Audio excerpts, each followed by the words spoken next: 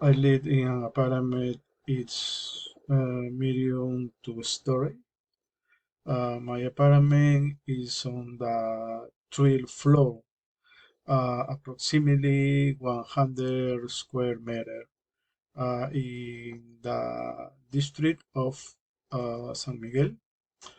My apartment has two bedroom, a kitchen with a dining table, a living room with big window, and a small garden.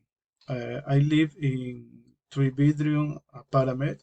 The bedroom are quite small, but there is a big living room with a dining area, a modern kitchen, and also a small balcony where we can see outside in the summer. My apartment is live and spacious, but I can get very drafty in the winter. I like my apartment because it's cozy, although it can get noise, mm, because there's a rude or neighbor or just downstairs.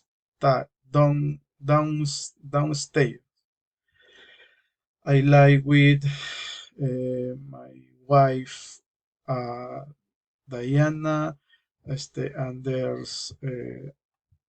and there are my son Abril and Fabio.